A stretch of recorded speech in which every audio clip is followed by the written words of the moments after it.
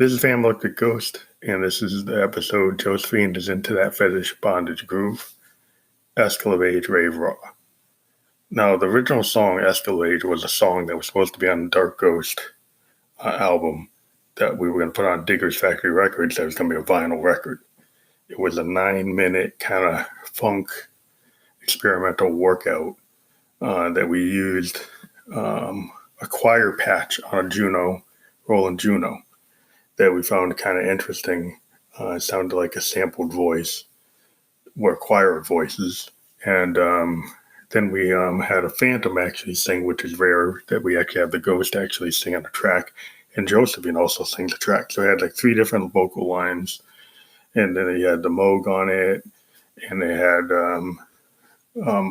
Arturia Mini Brute 2S.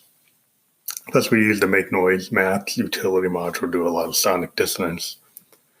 We came back to the song, and then we totally rewrote it for this song called Esclavage, Rave, Hurrah. We used the OPZ from Teenage Engineering to create a beat. Then we actually took a sample of a song that wasn't even the same song.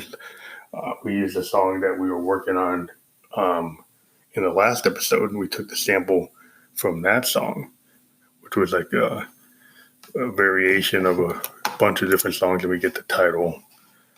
We took the song Sex Drop Spin Sin, and we sampled it, and we did some slices and dices with the gene capability of the Make Noise Morphogene, which is a really cool sampler. It's kind of a feel sampler. You have to use like color and hands-on knob per function rather than like a digital readout where you can actually see visually what your sample is. You're totally kind of going on what you hear and then what the color codes mean. So either way, we took that and we brought it in, and then we did a Josephine Electric vocal with a bit crush, with a tiny bit of a delay, a little change on her voice. It's a slight little bit crush on it. It makes it kind of strange, a little different than what she normally sounds like. And the whole idea is it's like she's got this, Josephine's character has always been that she's a dominatrix. In this particular situation, she's being a little more passive, and she's really into a heavy oral fixation, and she's going on and on about how she's really into it. And, kind of challenging, her rival Mediterranean Blue and her sister Stephanie as to who's going to be the rawest dominatrix in the room, or rawest sex partner in the room, and she's just going off. And it's typically what we like to do with Josephine. She just kind of has no inhibitions, and she's just going to go and say what she wants to say. And we had a really good feel on the song. We actually made it a shorter track than what we normally do. We had a pretty good response to it initially on our SoundCloud. Looks like kind of our test bed.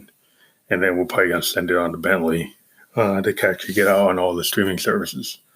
So we're also because we're Ubering, because we're waiting for our main gig, our Landauer albums might be paused in the next couple of weeks if we don't get our fee in.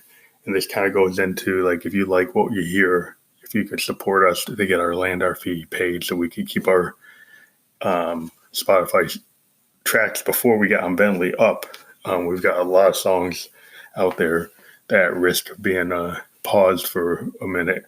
So we're trying to raise $40.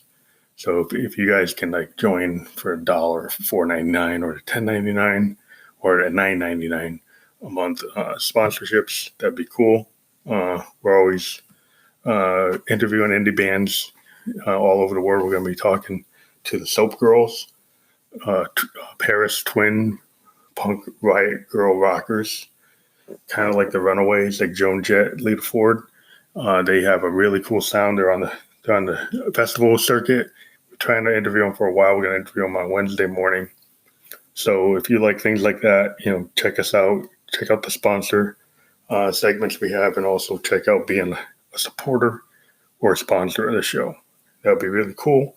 If you have a band, we can create ads for you. We can do all kinds of things. You can direct message us through the voice memo system on Anchor. You can also send us a message on our Instagram. which is expansive_sound_experiments. If you want to help us out, that'd be really cool.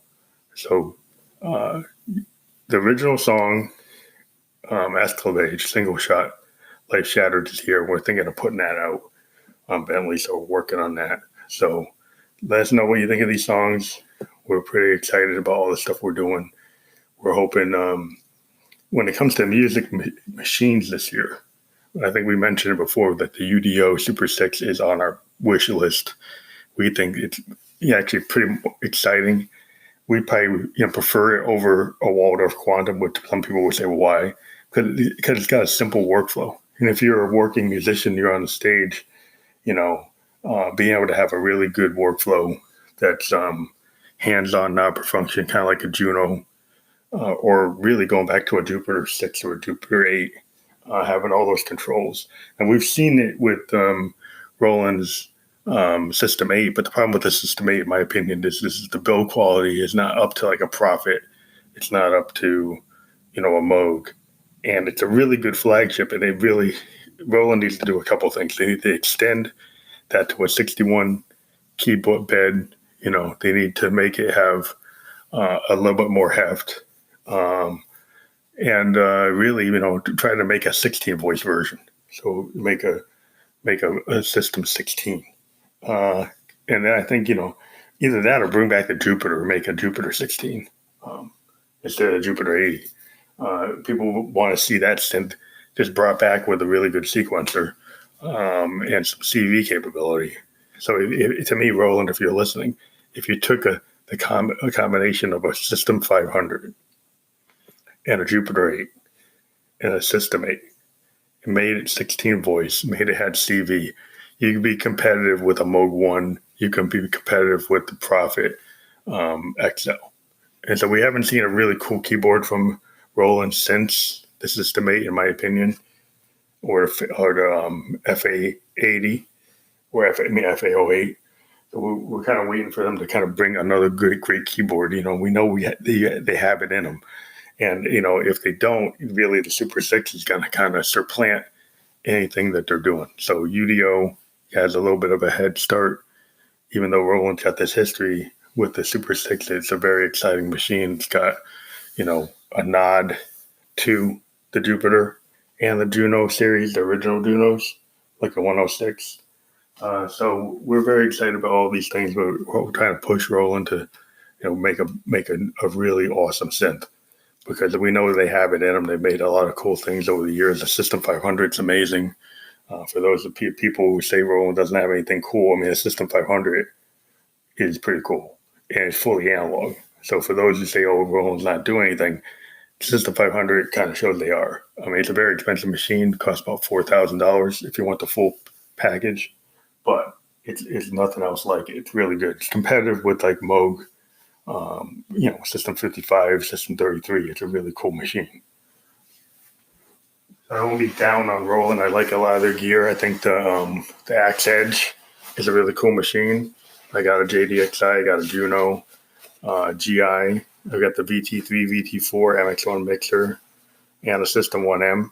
So I'm not trying to push them down, but they need to step up with some of the really good synths that have been coming out. Because like the Moog 1, the Matriarch, the Prophet XL, and now the Waldorf Quantum, and then all the Behringer clones, which have gotten full size, which like Roland could have built full size SH101s, or they could have built full size, the vocoder machines, but they went with the miniature versions, which are cool. And I understand they're portable. It's a different type of market, maybe trying to get to the DJ market. But, they shouldn't let Behringer take over something that they actually built, like with the SH101. They should have been like the first ones to come up with a full-size version of that. So, Roland, hope you're listening. We love you. Keep on trying. We like a lot of your stuff. We're still on board for the System 500 and the System 8 and the Roland Axe Edge. But if the Super 6 was available right now, I'd probably buy that. So that's what they ought to think about. Talk to you later. Go to, I'm down.